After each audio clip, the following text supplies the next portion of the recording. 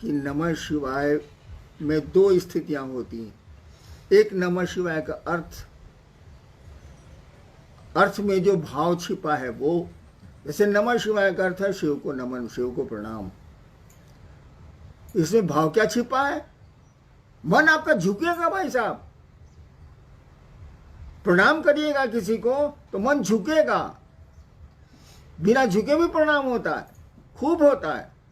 हम लोग लाचारी में धरती पर बहुतों को प्रणाम करते हैं और मन ही मन सोचते हैं कि साल कहां से बेटा गया, आज खाना नहीं मिलेगा। ऐसे भी प्रणाम होते हैं औपचारिक, लेकिन शिव को तो औपचारिक प्रणाम नहीं चलेंगे।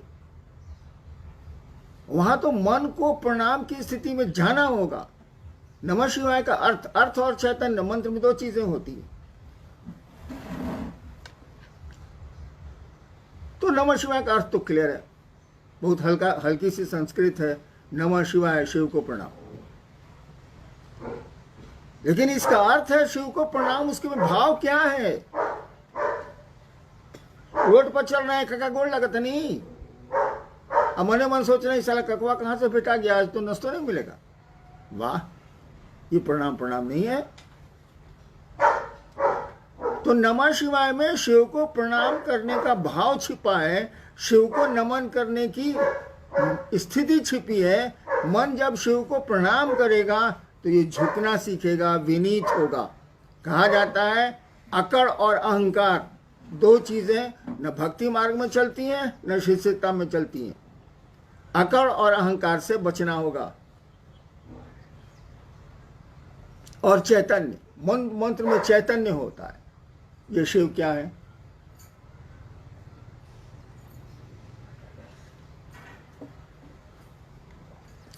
जब ये समझ में आएगा कि ये शिव क्या है, ये गुरु की दया से ही होता है। मंत्र का देवता ही, गुरु ही समझाता है और मंत्र में चैतन्य डालता है। उसमें जो ज्ञान है उस मंत्र में, उसको डालता है शिष्य में। जब मंत्र में अर्थ और ज्ञान दोनों आएगा, क्या आप बात करते हैं, एक मन है नमः शिवाय आपको शिव बना देगा। करिए तो सही, करोड़ों काहेला कर रहे हैं।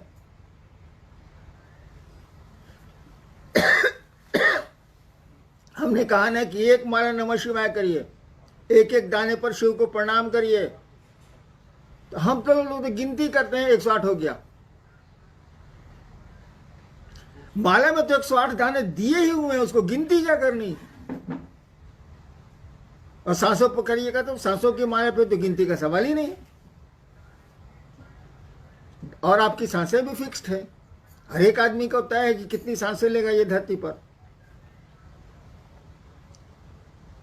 तो नमः शिवाय में अर्थ और चैतन्य, अर्थ तो आप समझ सकते हैं, लेकिन चैतन्य के लिए गुरु की दया जरूरी है, उस मंत्र के देवता की दया जरूरी है।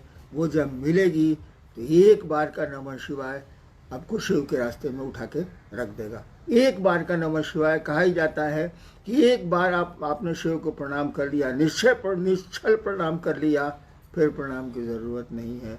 फिर तो मन परमानेंट अस्थायी रूप से शिव भाव में चला जाएगा। आपने करोड़ों किए हैं, हुआ क्या? नमः शिवाय तो किया आपने, बस करते गए, न अर्थ समझा उसका ठीक से, न मंत्रों का अर्थ दिमाग में आया। कर रहे हैं तो कर रहे हैं, अर्थ जानते हुए भी आप माला पर आपका ध्यान है।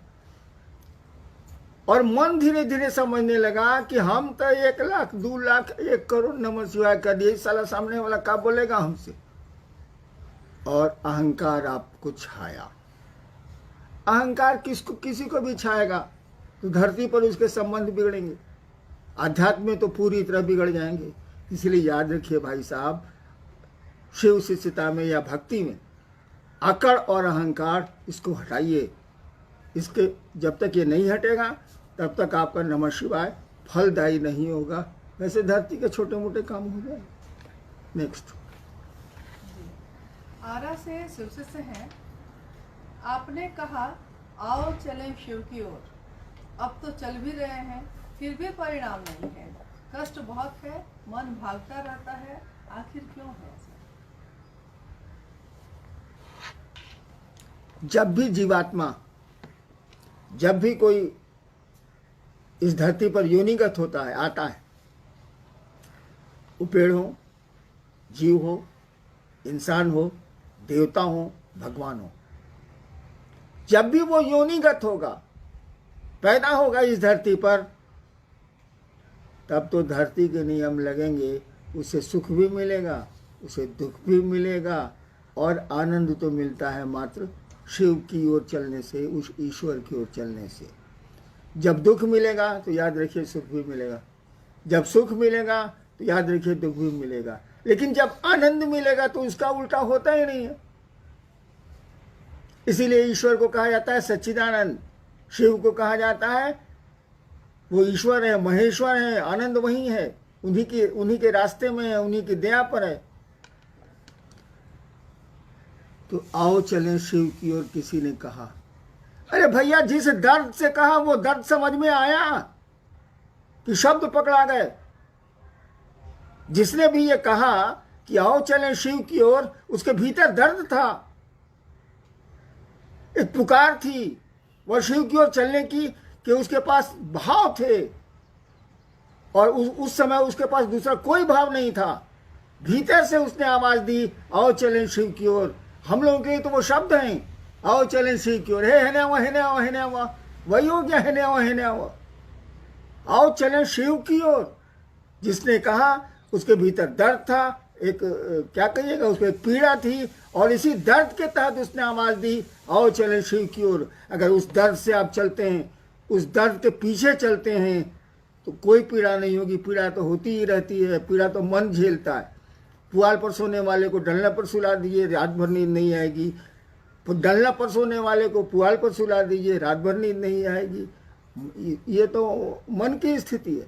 सुख दुख यहाँ कुछ है नहीं, ये सभी घटनाएं हैं। यहाँ तो कोई दुर्घटना होती नहीं है जगत में, सब फिक्स्ड है। यहाँ सभी इंसिडेंट हैं, एक्सीडेंट नाम की कोई चीज़ नहीं है। हाँ, वो बोलचाल में हम लोग बोलते हैं। नेक्स्ट जी, मधेपुरा से शिशु से हैं। उन्होंने पूछा है कि आपके द्वारा लिखित एक किताब जो आने वाली है, आओ चले शिव की ओर, वो हम लोगों को कब तक मिलेगी? प्रतीक्षा में है लोग। ज़्यादा उम्मीद है शिवरात्रि को उसका विमोचन होगा। लेकिन इस किताब से क्या हो जाएगा? किताबों की कमी है क्या इस देश में? आओ चलें शिव की ओर किताब लिख देने से कोई शिव की ओर चलता है? किताबों में तो बातें लिखी हैं। उन बातों को समझ के लिखने वाले से मिलिए, जिसने कहा कि आओ चलें शिव की ओर। दर्द वहां है, किताबों में दर्द नहीं मिलेगा। आपके कठोर भाव, आपके भीतरी भाव शब्द नहीं दे सकते। कोई रो रहा है दर्द से, शब्द में कितनहू बोलेगा, वो स्थिति दूसरे की नहीं होगी। तो किताब लिख देने से क्या हो जाएगा? हाँ, लौकिक रूप से पूछेगा तो चेष्टा है कि महाशिवरात्रि में 2021 में इसको निकाल दिया जाए। इसीलिए कि अब मैं बूढ़ा हो गया हूं, जाने वाला हूं, तो जो समझा मैंने लिख दिया। लेकिन लिख देने से क्या हो जाएगा? आपके पढ़ लेने से क्या हो जाएगा? अरे पढ़ के उसको जीवन में उतारना होगा। एक ही लाइन तो बहुत है, आओ चलें शिव की ओर। उसके बाद कुछ भी समझने की जरूरत नहीं है। चलिए शिव की ओर। ड्रामेबाजी थोड़ी है आध्यात्म। यहां तो नौटंकी चलती नहीं है। हमको आपको चलना चाहिए, दिल से चलना चाहिए शिव की ओर। फिर किसी किताब की जरूरत नहीं, किसी साधन की जरूरत नहीं, किसी 3 सूत्र की जरूरत नहीं है। चलिए तो सही।